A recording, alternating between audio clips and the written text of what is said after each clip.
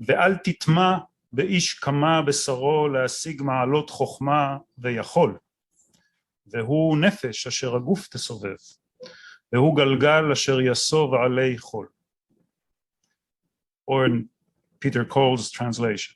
And don't be astonished by a man whose flesh has longed for wisdom and prevailed.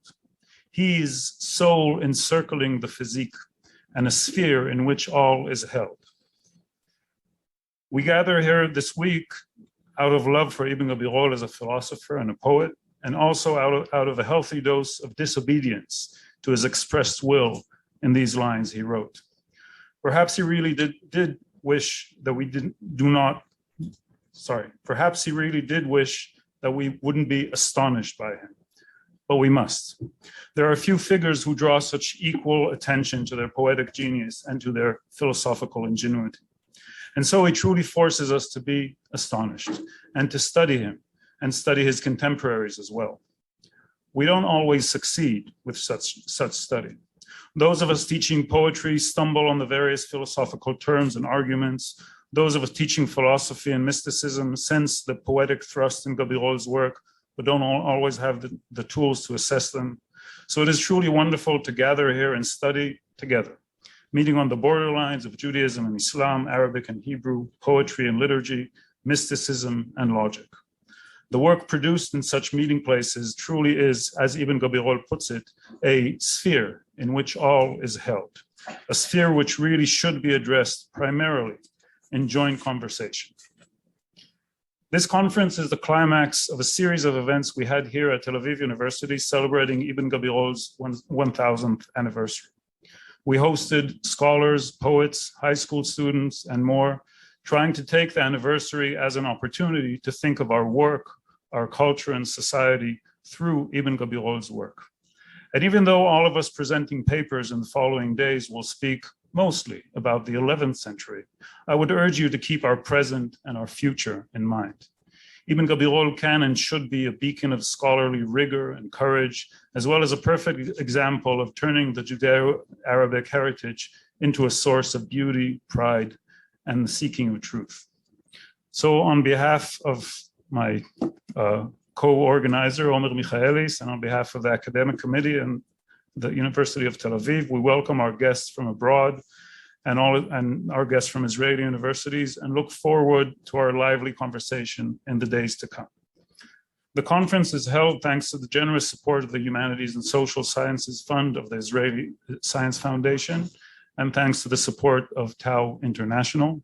We also wish to thank the Faculty of Humanities, the School of Jewish Studies and Archeology, and the School of Cultural Studies for their wonderful support throughout the year and towards this conference. Thanks to the academic committee, to the staff of the Department of Literature and the staff of the Department of Jewish Philosophy and Talmud. Thanks to our assistant, Noam Avni, and many thanks to our marvelous producer, Hila Rotman. And we wish you all an astounding and pleasant conference. Before we hear a few words of greetings and our keynote address, I'd just like to say in a word something about the text that you saw while you were entering, and you can still see here. My colleague Almog Behar and a doctoral student from the School of Cultural Studies, Marzouk El-Khalabi, conducted a trilingual poetry workshop in which various translations were made from Arabic to Hebrew, from Hebrew to English, from English to Arabic, and so on. And the results are as you can see here. So I'd like to invite Professor Youval Rotman, the chair of the Chaim Rosenberg School of Jewish Studies and Archeology, to say a few words.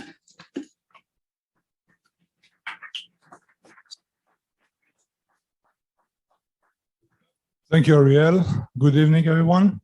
It is a true pleasure and my privilege as the chair of the Rosenberg School of Jewish Studies and Archeology at Tel Aviv University to open this splendid conference, which marks the end of the year of academic activities in the Faculty of the Humanities, celebrating a millennium to Shlomo Ibn Gabirol. This coming Sunday, we will be inaugurating the new Center for Jewish Civilization in the campus of Tel Aviv, and I can think of no better example of the rich heritage of Ibn Gabirol as marking the main thread of Jewish civilization. We can evoke his poetry, thought, ethics, philosophy, as well as his personal history and the place of al-Andalus in general in the Jewish history and the place it occupies in world history.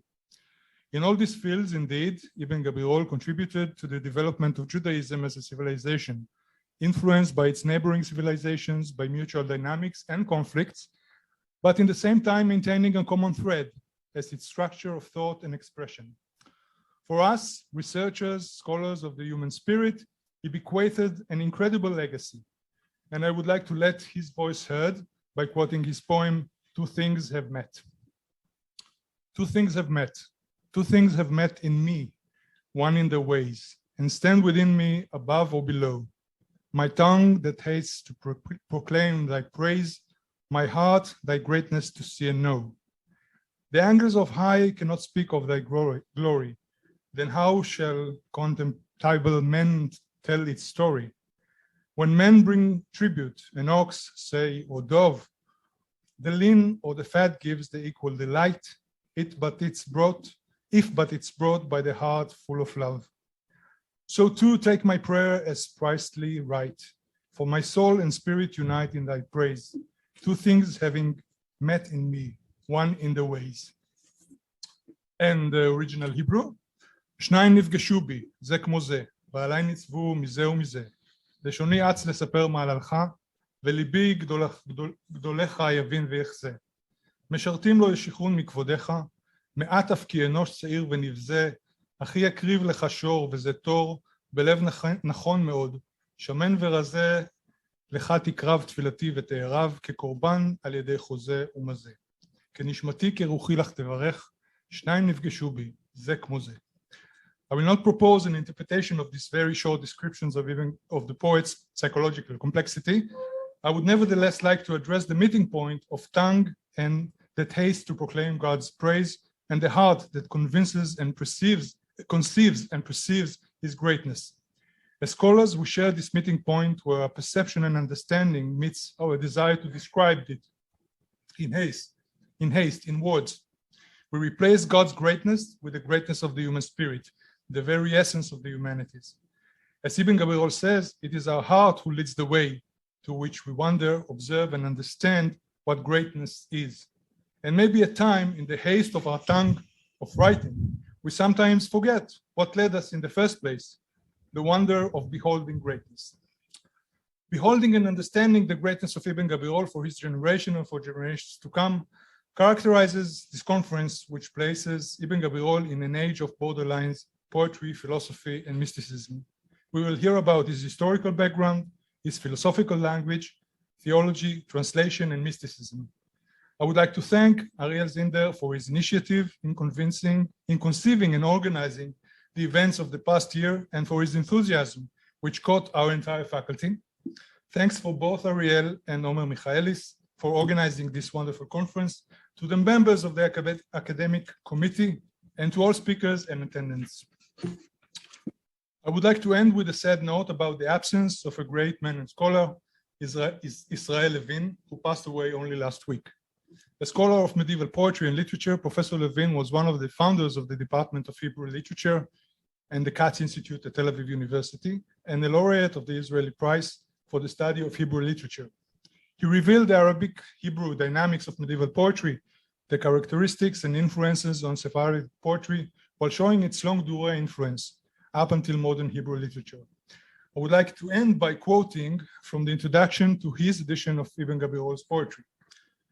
The phenomenon of the Hebrew poetry in medieval Spain is miraculous by any standard. A small group of Jewish intellectuals chose to create in the Hebrew language a language that not even all Jews mastered. It is extremely rare for great poetry to be written as a second language. The Hebrew poetry of Spain, poetry that at its peak does not fall short of any best poetry in Europe, was written by people whose mother tongue was not Hebrew. Shlomo Ibn Gabirol was one of the perpetrators of this miracle. His life was full of suffering, both body and soul, conflicts and quarrels, loneliness and frustration. Only 37 years old was he at the time of his death, but of his troubles he created poetry that has ingenious use of the Hebrew language, intellectual originality, and an amazing ability to express within the rigid brace of the poetry rules of his time personal feelings that excite the reader till today. As stated, Professor Levine intended his edition to help turn Ibn Gabirol from a street into a living presence in the new Hebrew culture.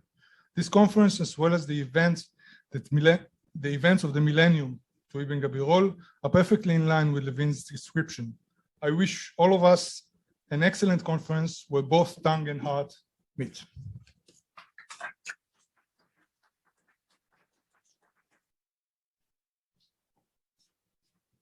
Thank you very much, Youval, and I'm glad to invite Professor Galili Shahar, the chair of the School of Cultural Studies.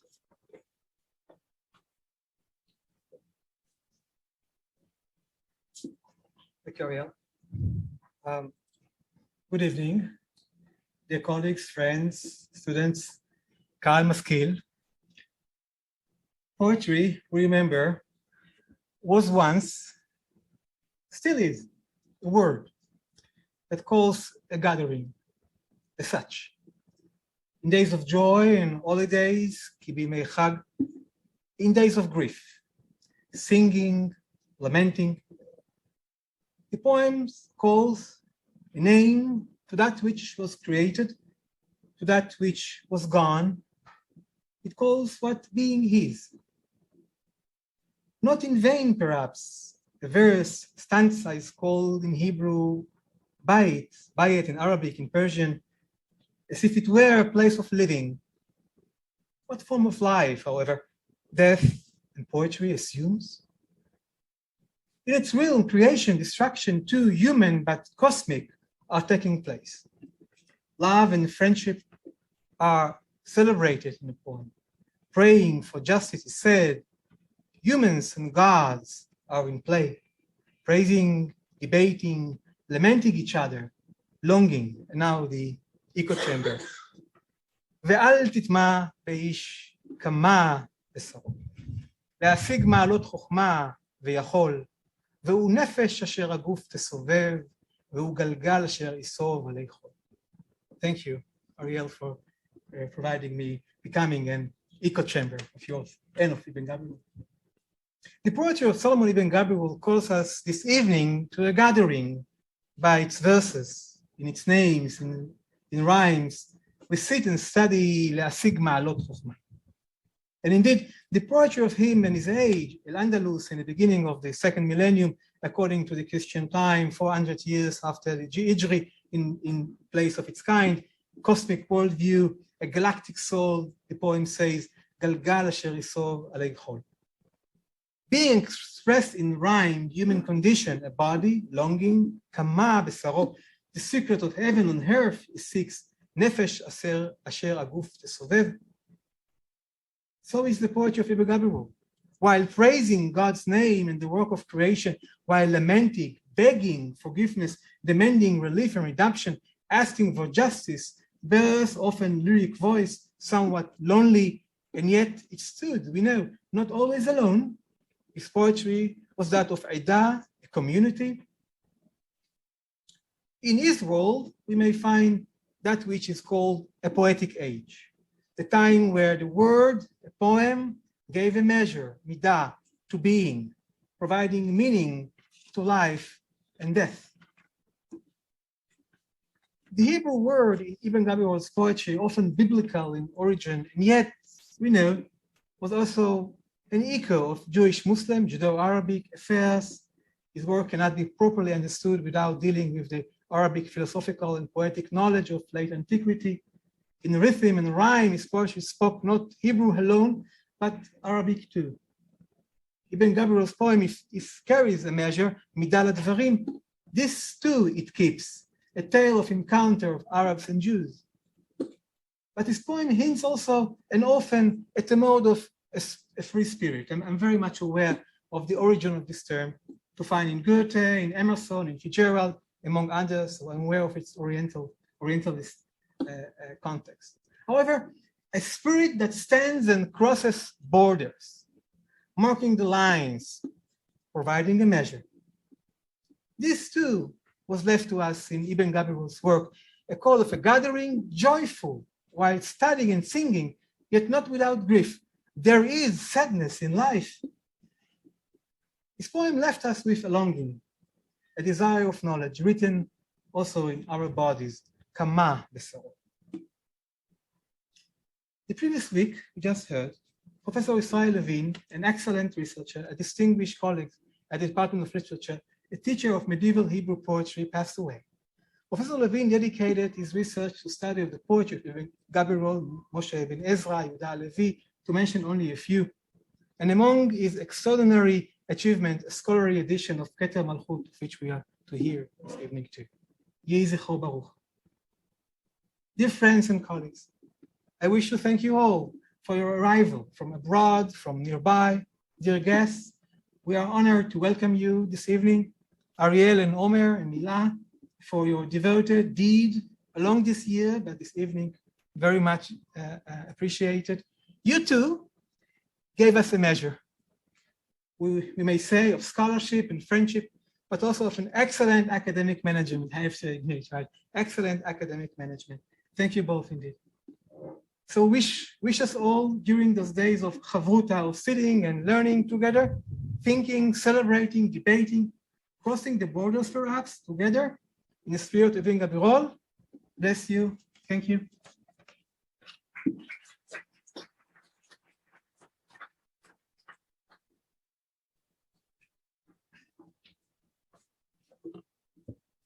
Thank you, Galili. And as Youval and Galili have mentioned, we all heard of the passing away of Israel Levine, and Tova Rosen was kind enough to tell us a bit about him as being his student and working along with him. Tova, b'kasha.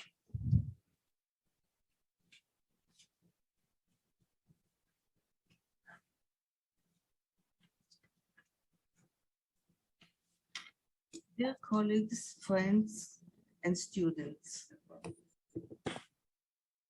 it is with great sadness that I am sharing with you the word of the death of Professor Israel Levine. He passed away last week at the age of 98, ripe of age and deeds. Professor Levine joined the emerging Tel Aviv University exactly 60 years ago, where he established the Department of Hebrew Literature and went on chairing it for 3 decades. The young Israel Levine began his studies at the Hebrew University in Jerusalem prior to the establishment of the State of Israel.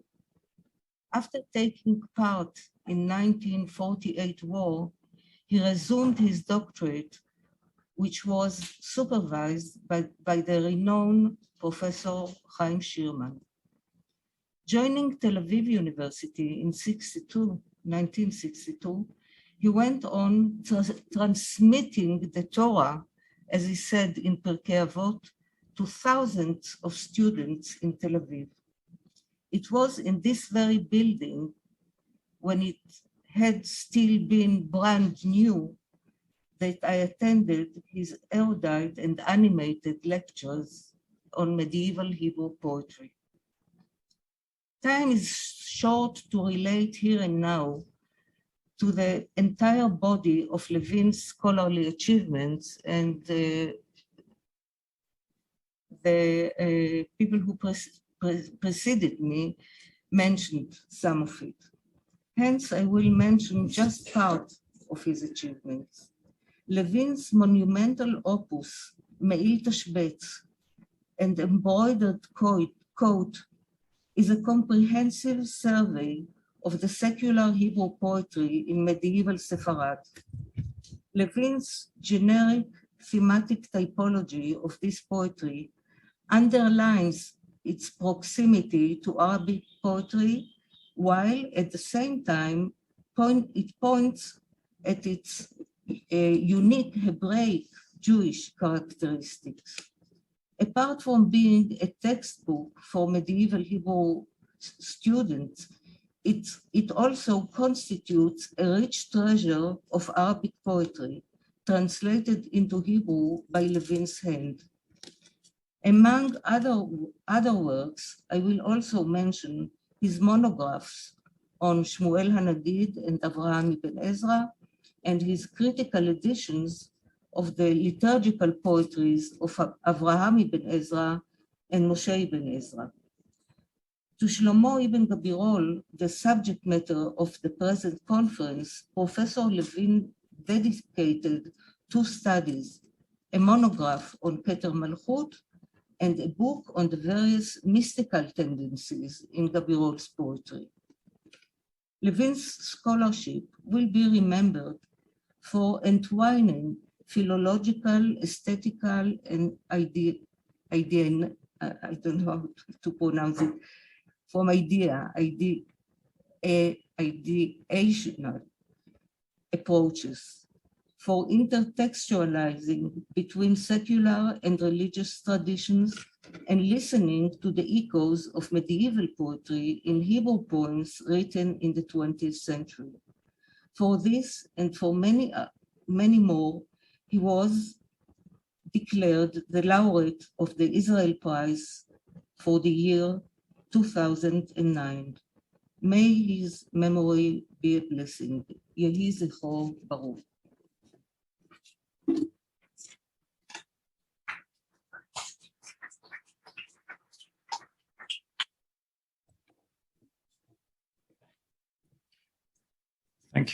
Thank you, Tova, very much. I now have the distinct honor and pleasure of welcoming Professor Sarah Stroumsa to give the keynote address of our conference. Sarah Stroumsa is the Alice and Jack Ormond Professor Emerita of Arabic Studies at the Hebrew University of Jerusalem, where she taught in the Department of Arabic Language and Literature and the Department of Jewish Thought. She also served there as a vice rector, as the rector of the university between 2008 and 2012. Professor Stroumsa is the author of numerous articles, as well as 9 books, of which the latest is the truly wonderful Andalus and Sepharad on philosophy and its history in Islamic Spain, published by Princeton University Press.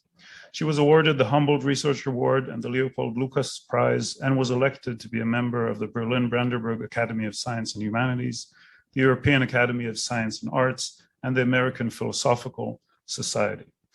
The title of her address is The Kaleidoscope of Convivencia, Philosophical and Poetic Coexistence in al-Andalus. Sarah, bבקשה.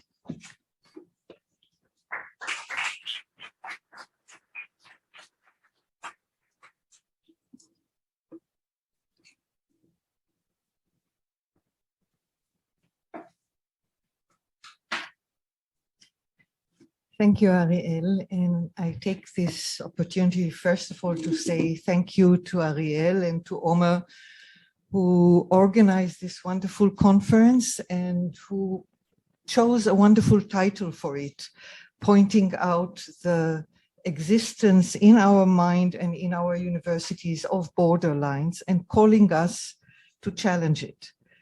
And I also want to, before I stumble in and make my own mistakes, to thank the people who helped me to have less of these mistakes, Omer Michaelis and Jonathan Decter, who helped me with insightful comments when I was thinking of going out of my comfort zone of philosophy and venturing into, across the borderline, also into the world of poetry.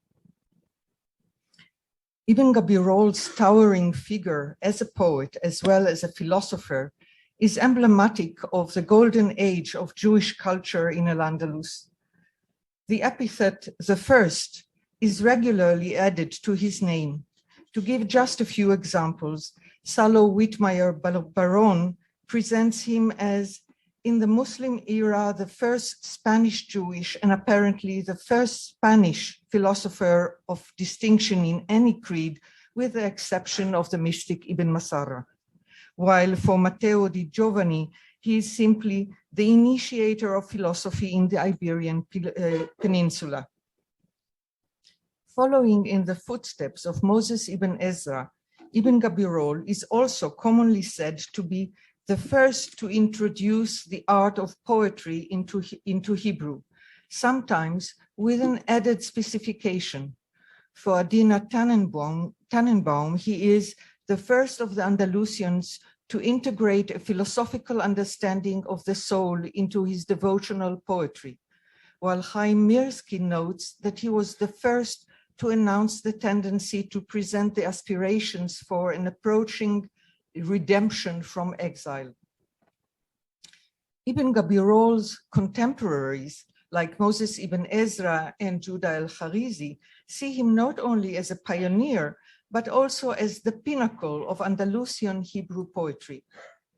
The cultural achievements of the 10th and 11th centuries, celebrated as a golden age and for which Ibn Gabirol is acclaimed, are often associated with the convivencia or harmonious coexistence of las tres culturas, to wit Islam, Christianity, and Judaism. The present lecture will explore the communal fabric of Andalusian cultural interactions, focusing on the different social models and religious configurations among philosophers and poets in al-Andalus. As I've argued elsewhere, in the realm of philosophy, the cliché of tres culturas does not hold water.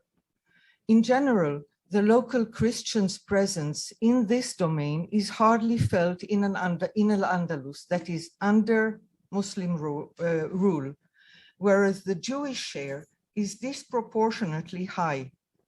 Furthermore, in the 11th century in particular, overt Muslim involvement in philosophy embedded in the classical tradition is rather meager, usually limited to propadoitics like logic and treated with general suspicion by the authorities.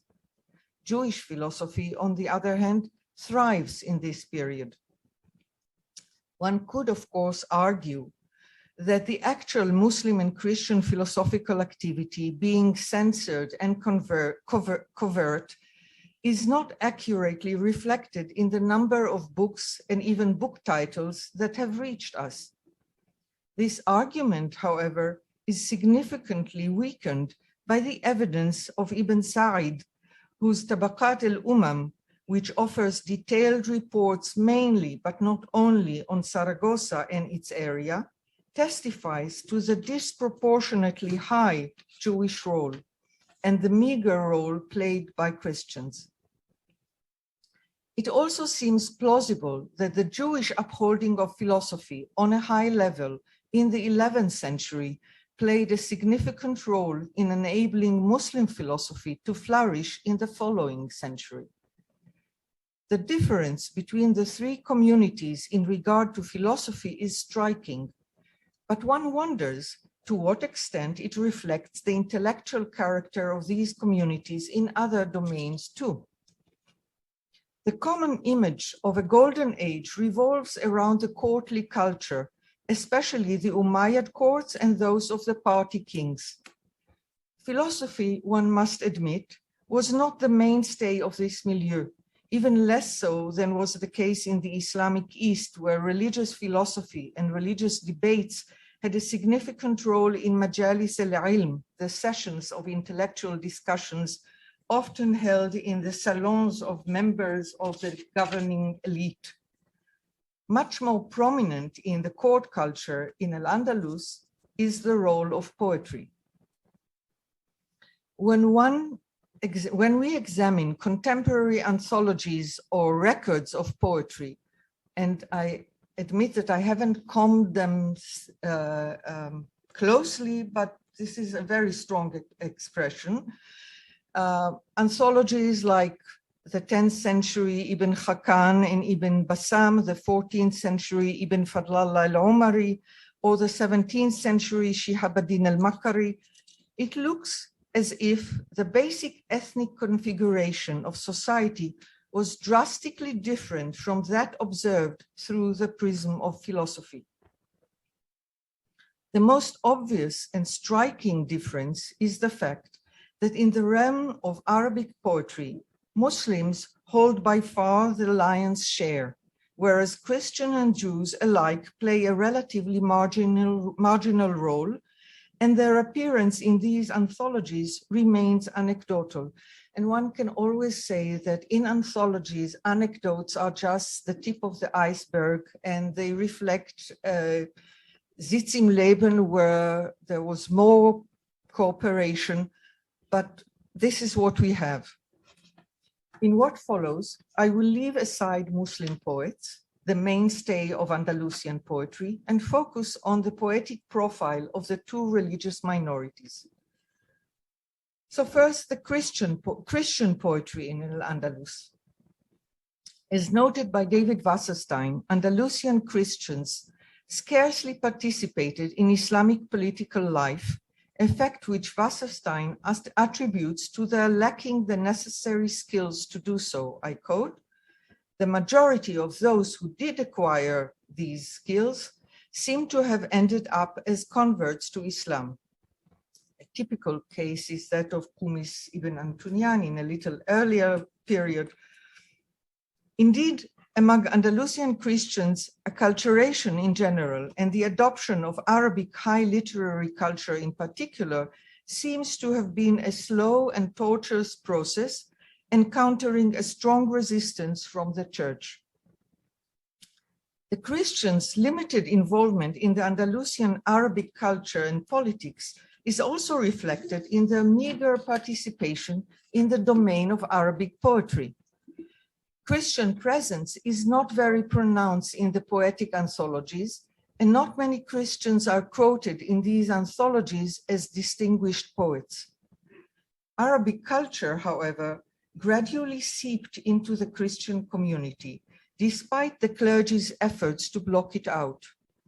In the 9th century, Alvarus mentions belles-lettres as the first domain in which Arabization takes hold of Christians. Arabicized Christians, he says, I quote, "can even make poems, every line ending with the same letter, which display high flights of beauty and more skill in handling meter than the Gentiles, that is to say, the Muslims, themselves possess." Such skill is indeed evident in the poetic composition of Alvarus' near contemporary Hafs ibn Albar. Hafs' achievement, however, seems to have remained a rarity among Andalusian Christians. Furthermore, his metered rendering of Psalms stands out as sui generis. Despite its impressive mastery of Arabic and its stylistic codes, it does not belong to any of the traditional Arabic poetic genres. Nor can it be said to follow traditional patterns of Christian liturgy. His choice of subject brings to mind, the Psalms brings to mind Samuel Hanagid's collection of poems that came to be known as Ben Tehillim.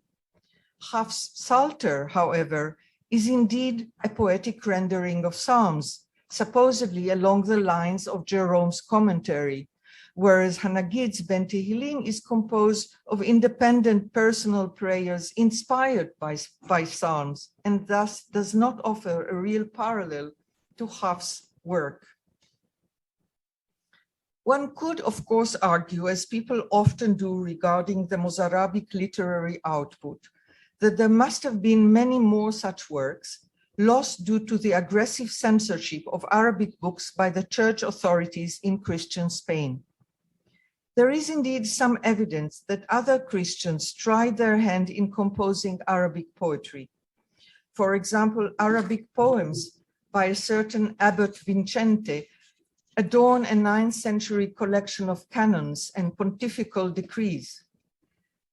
The citation of Hafs' Rajas, that is metered poetry, on Psalms by Jewish authors, the 11th century Solomon ibn Gabirol, as well as the 12th century Moses ibn Ezra, however, suggests that this particular work was widely recognized at the time as unique in al-Andalus. If Arabic high culture, including poetry, did not engulf the Christian Andalusian elite, the impact of indigenous Romance culture preserved by Christians, an impact accentuated by the sheer numbers of Christians in the peninsula, on the other hand, did leave its mark on Arabic poetry, and in particular on the Andalusian genre of strophic poetry, the muwashahat. The influence of Christian music whatever that may mean, is recorded regarding Salim, a Cordovan client, Maula of al-Mughira ibn al-Hakam, who learned singing tarab, probably poetry sung to the accompaniment of music, from Christian emissaries. Christian impact on artistic performance is also recorded by Ahmad Atifashi in the 13th century, who says that Ibn Bajjah in the 12th century combined the songs of the Christians with those of the East, thereby inventing a style found only in al-Andalus. The first impression given by our sources of Christians as marginal to the court culture thus does not tell the whole story. There must have been an undercurrent of cultural connections involving poetic performance, where the restrictions imposed by the guardians of the classical tradition, both Muslim and Christian, were loosened, allowing for a freer exchange of poetic modes of artistic expression. Now to the Jewish poetry. Unlike Christians, Jews often held important positions at court, and mastery of Arabic rhetoric and poetry was a necessary entrance key to these positions. The different level of acculturation and political involvement of Jews and Christians is mirrored in the compilations of Arabic poetry, where the presence of Jews is a little more evident than that of Christians, although it does not come close to the overwhelming presence of Jews in the realm of philosophy. Educated Jews from Samuel Hanagid, Ibn al-Naghilla, or to Judah al-Harizi mastered Arabic poetry, and they could and sometimes did compose poetry in Arabic.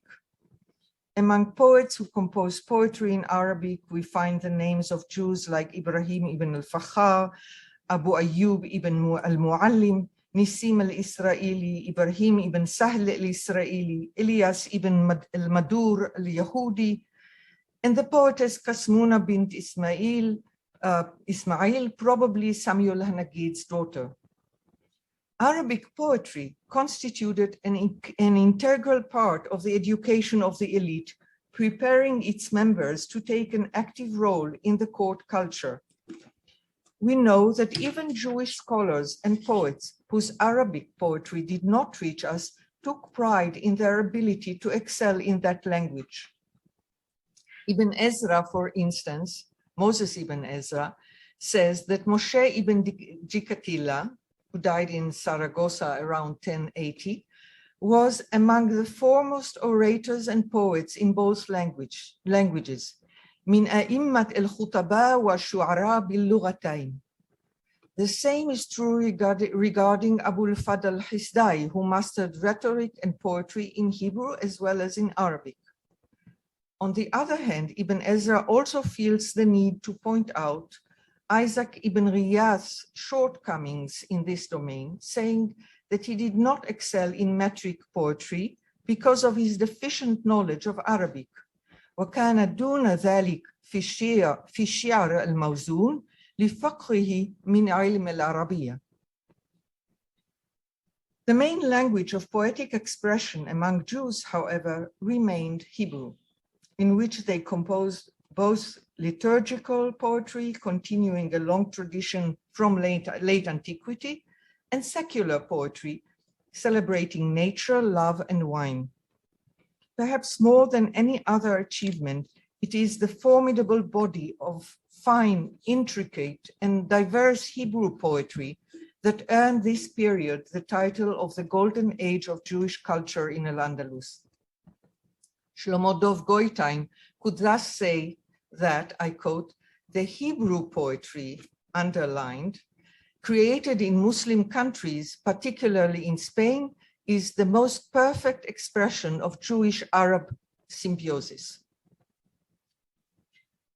This Andalusian Hebrew poetry is massively influenced in form and content by the norms and forms of Arabic Andalusian poetry, but it developed as a line apart and was not displayed in the shared cultural space, but rather in synagogues and in the courts of Jewish patrons. By the same token, it played no part in the development of Arabic poetry. Unlike philosophy, where despite the paucity of citations of Jewish philosophical works by Muslims, the shared language and philosophical culture leave room for assuming some reciprocal exchange of ideas, it seems safe to say that no such reciprocity existed in Andalusian poetry.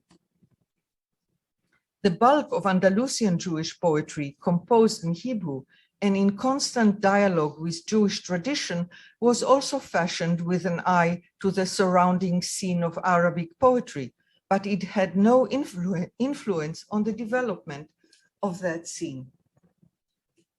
Excuse me. We can thus distinguish two layers in the poetry composed in Arabic in this period.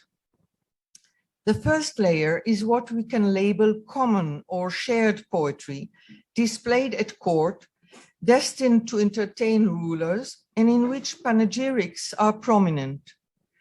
Notwithstanding innovations introduced to Arabic poetry in al-Andalus, its reference point remained the legacy of classical Arabic poetry as developed in the Islamic East. Andalusian Muslim poets had the uncontested lead in this domain, but to the extent the Jews were part of the court, they also took an active part in it, whereas the role of Christians converts to Islam remained minimal. In addition, we can recognize another layer of Arabic poetry composed in the shared Arabic language and yet belonging to one community to the exclusion of the others. This is the part of poetry in which we can see Muslims connecting to the Arab poetic legacy, which they regarded as the depository of their culture, tightly connected to the Arab and then Muslim narrative. To the same layer of sectarian or communal Arabic poetry, one may relegate also the limited Christian Arabic poetic production like that of Hafs ibn al-Barr. Linguistically and stylistically, it reflects the high watermark of the Arabization of Andalusian Christianity. But although written in Arabic, its frame of reference is markedly Christian, and it is not intended for the shared intercommunal space. Jews, on the other hand, did not operate on this second layer of sectarian poetry, or rather they did, but not in Arabic. Outside the common courtly arena, they switched to Hebrew. Their poetry, both secular and religious, Arabic and Hebrew, developed under massive influence of Arabic Andalusian poetry, but the poetry intended for the Andalusian Jewish public remained tied to the conventions of Hebrew poetry, preserving and developing Jewish religious poetic genres like the Piyut. Jewish poets were, of course, well aware of the differences between their own Hebrew poetic culture and the one held in Arabic. In a short poem, Abraham ibn Ezra draws a typology of the poetic genres typical of various nations, saying, I'll read it first in Hebrew, הישמעאלים שיריהם באהבים ואגבים, והאדומים במלחמות ונקמות, והיוונים בחוכמות ומזימות, וההודים במשלים וחידות, והישראלים בשירות ותשבחות לשם צבאות. And in Peter Cole's exquisite translation, the Arabs write of love in boasts, and the Romans of vengeance and battles, the Greeks of wisdom and cunning, and the Persians of fables and riddles.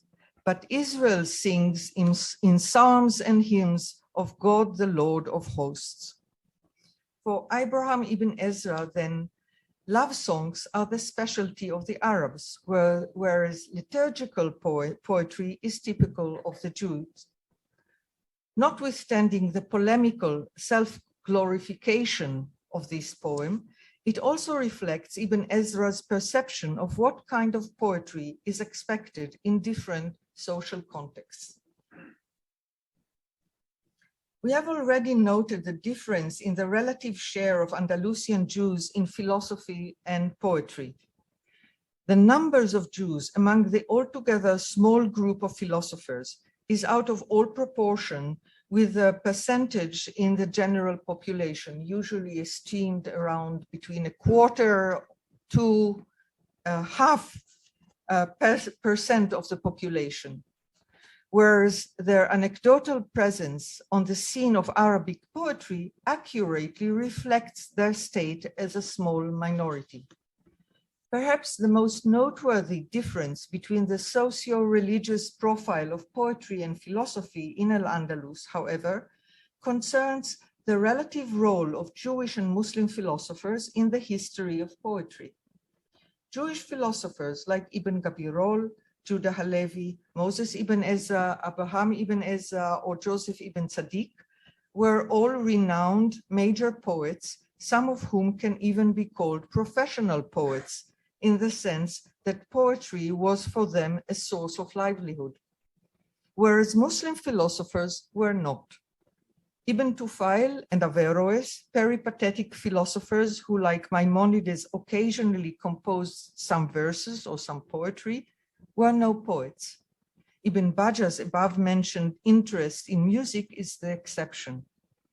The same holds true regarding mystical philosophers like Ibn Masara, among whom Ibn al-Arabi is the exception. A still better example can be seen if we compare the Jew Moses ibn Ezra and the Muslim Ibn Asid al-Batalyausi. Scholars have pointed out the parallelism in their intellectual profile, and indeed there are striking similarities in their literary corpus. They both write on poetry, adopting the rich meandering style of adab, full of anecdotes and avoiding monotony at all costs. They also both write philosophical works that are important milestones in Andalusian Neoplatonism, but whereas Moses ibn Ezra left a significant poetic corpus, which was highly praised by his contemporaries, al-Batalyausi was renowned as an adib, an intellectual with a fine, broad culture, and as a linguist, and is not listed as an important poet. Jewish philosophers were often religious authorities of communities whose life revolved around the synagogues, where religious Hebrew poetry, the piyut, was an important part of the ritual. Poetry was a traditional, respected way of religious expression, and thus also a natural vehicle for philosophical ideas. Ibn Gabirol, whose millennium we celebrate today, did not belong to the community's leadership, and his formidable talent obliges us to focus on his exceptional individual voice. And yet he is perhaps the best example of a broader phenomenon, namely the dynamics of philosophy and poetry that was typically possible for Jews in al-Andalus, but not for Christians and Muslims. It is this dynamic that allowed for the composition of an extraordinary philosophical work, the Fons Vitae, by the same person who composed an equally extraordinary religious philosophical poem, the Keter Malchut. I draw close to my conclusion, not yet there. As we have seen, in what regards poetry, the general picture mirrors closely the ethnic and religious political profile of the courts, with a Muslim predominant majority, a small minority of Jews, and an even smaller minority of Christians. This general observation, however, does not tell the whole story.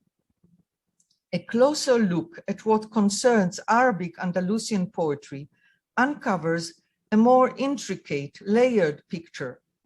The common culture of al-Andalus breaks into three distinct paths in accordance with the different religious and social profile of their respective communities. Furthermore, each of these communal paths branches off in different directions according to context. Thus, Henri Perez is correct in his general observation that, I quote, "It was Arabic culture that dominated. Berbers, Christians, and Jews who live side by side with the Arabs preferred the Arabic language." His final conclusion, however, that despite ethnic heterogeneity, the culture is one, goes too far, ignoring the nuances that existed in different domains. Dwight Reynolds, who has beautifully shown the complex genealogies of musical practices in the Iberian Peninsula, concluded that, I quote, "Perhaps the most productive step that scholars of medieval Iberia could take would be to declare a moratorium on the identification of cultural phenomena as Jewish, Christian, or Muslim, and instead study the history and development of medieval Iberian culture without resorting to the terms which so often obscure rather than illuminate the phenomena in question." End of quote. The religious identification of the people involved, however, was an integral part of that complexity. Ignoring it would obscure a major ingredient of the cultural brew. While music and science, as well as the higher level of philosophy, were at times and perhaps essentially religiously neutral, other cultural domains, such as poetry, were often marked by communal traditions. Rather than justifying their study as segregated phenomena, however, noting the characteristic imprint of their communal origin allows us to follow them as they meandered between communities and to trace more closely the complexity of their genealogy. Let me return to the concepts of Convivencia and Golden Age. These concepts spotlight the synchronic situation, but a diachronic examination of the intercommunal interaction reveals a deeper, long-lasting effect of the Andalusian interreligious legacy. In a Talmudic passage regarding the intellectual life of the yet unborn, Rabbi Shimlai mentions the curious fact that a person asleep in Iraq can visit Spain in his dreams. Hence the Hebrew expression, Chalomot be'aspamia, dreams about Spain, to denote fantasies, the equivalent of castles built in the air. To be sure, the Andalusian Convivencia and the Andalusian Golden Age or Golden Ages were not mere fantasies, and their initial introduction into the discussion contributed to understanding a remarkable period in history. These terms, however, have exhausted their usefulness, not because they are false or because they do not correspond in some way to various aspects of the Andalusian reality, but rather because they have become fixed and fossilized, presenting a complex reality as unique and one-dimensional. On the other hand, if we bear in mind that similar models of medieval coexistence were to be found elsewhere, and if we try to understand their different character and the conditions that made them possible, or if we ponder the kaleidoscope of intercommunal culture and the different shapes that coexistence took in al-Andalus itself, or still if we try to trace the long-lasting impact of Andalusian convivencia, in this and other extensions, the sensitivity awakened by the terms Convivencia and Golden Age can become or return to be useful, sustainable markers of historical research rather than emblems of wishful thinking. Thank you.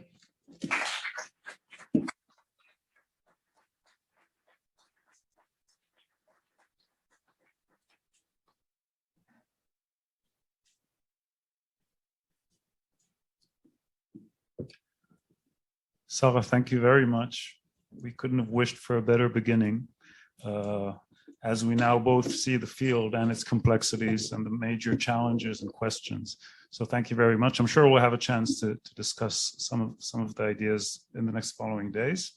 And now, in true Majlis fashion, we'll take a short break, and afterwards we'll go downstairs to the second floor to room 281, where we will hear Keter Malchut in music.